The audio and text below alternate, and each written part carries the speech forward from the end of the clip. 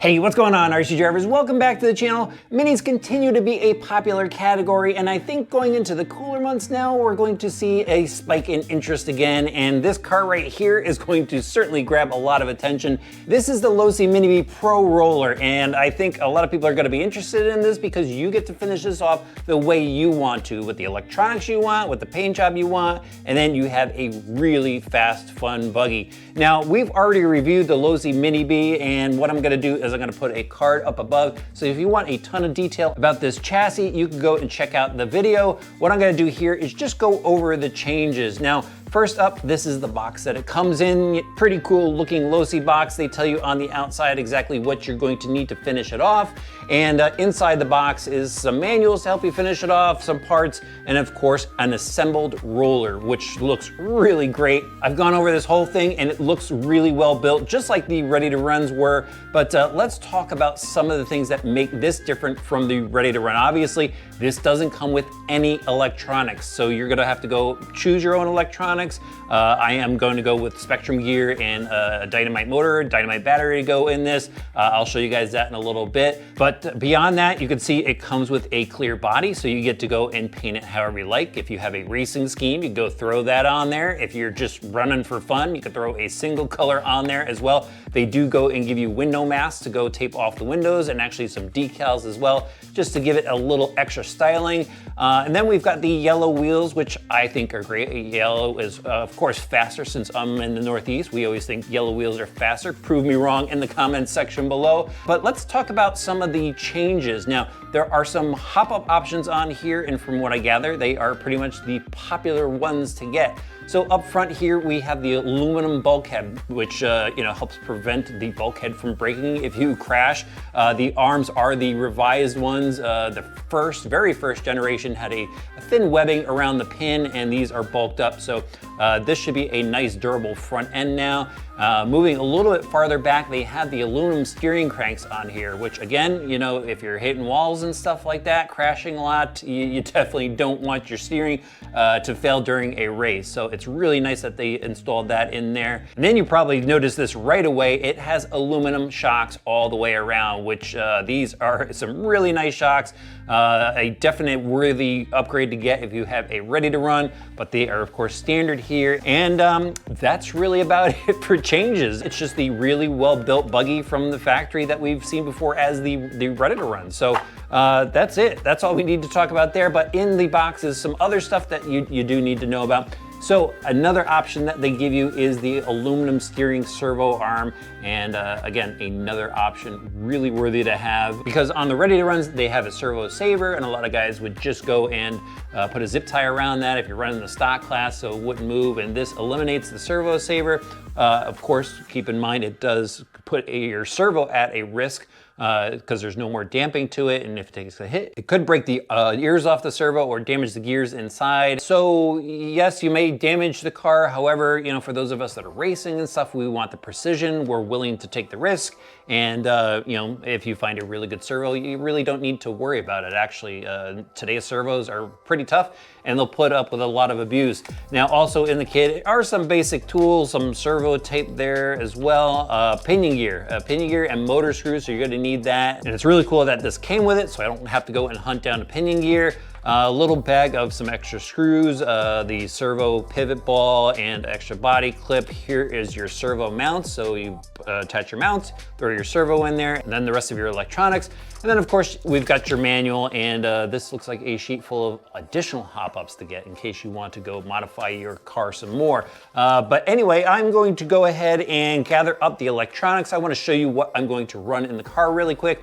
I'll go and install them, and then, I'll show you what we're gonna do after that.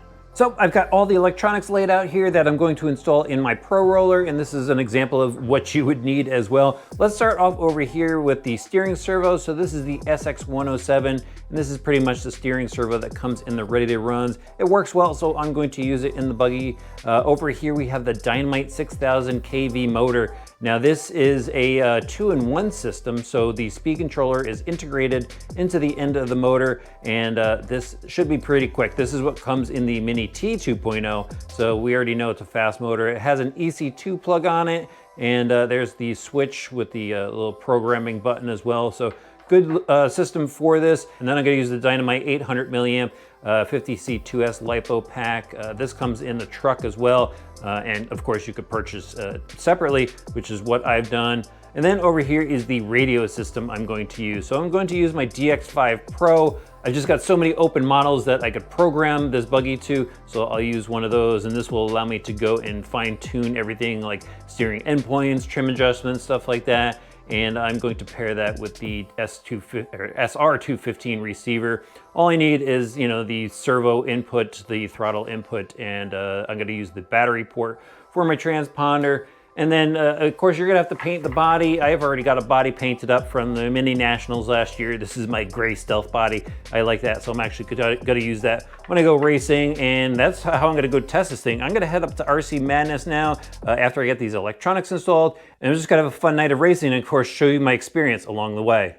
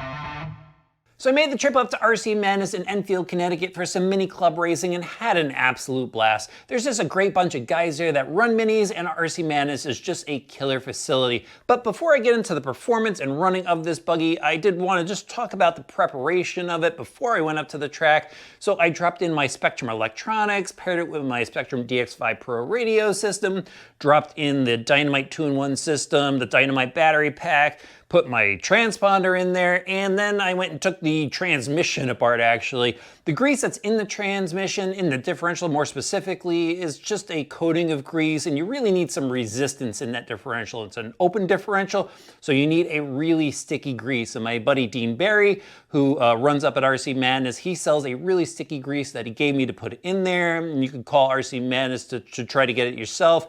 But if you can't get a hold of it, I often use Tamiya anti-wear grease, that silver stuff. It's really, really sticky, and I found that that works well. Actually, I have it in my stock buggy right now, and I won the event that night. But back to this buggy, that's all I did for preparation when I went up there. Now, when I first hit the track, I did about 3 laps, and I blew out the Spectrum Servo. And I was kind of expecting that. I've heard people have done that when they put the aluminum arm on there. And it only lasted 3 laps for me on the carpet track. So I went back to the pits and I put an aftermarket servo in there, one I can't tell you about because it's actually a prototype. So that's what I wound up running, and that held up really well. But just a heads up, you should really find a really good servo to put in this when you do go to race it, especially if you're using the aluminum arm on there. But while I was in the pits, I also loaded the buggy up with weight. I've got lead weight under the transmission, I've got lead weight under the servo, on top of the servo, and I actually have a custom-made brass plate that I put under the battery pack. With these smaller buggies and this high-powered motor in here, and just, you know, racing on carpet, you want some weight. It'll actually be to your advantage to get this thing stuck to the ground, and it will just handle a lot better. So I went back out on the track, just made a few more laps and said, you know what, the stock tires really aren't working right. There is a lot of grip to them when running mod, and you could go and glue the surface of the tires on the outsides to reduce that bite into the corners. But what I did is I went and threw on these Proline tires. I got wedges up front and I got prisms in the rear, and these work really, really well. It was pretty dialed with these tires on there. And that was it for changes. I wanted to run this buggy as close to stock as possible, just to give you guys a feel for it, how it would run out of the box. And it does need a couple more changes, but I was able to get around the track with some pretty fast lap times. And the buggy handles really well. I mean, we've been racing Mini Bs. A lot of people have been running Mini Bs with similar mods that are on this roller version.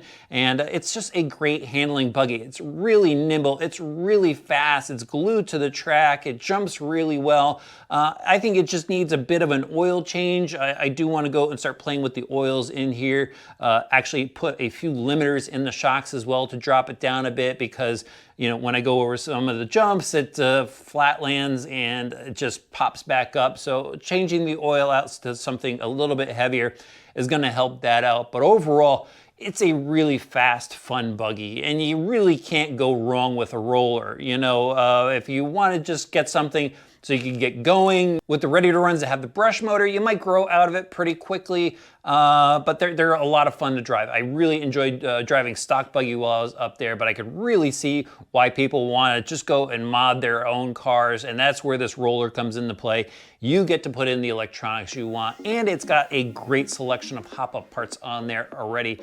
I mean, I really wouldn't put any more options on here, really. I don't think I would. I, again, would just change the shock oils.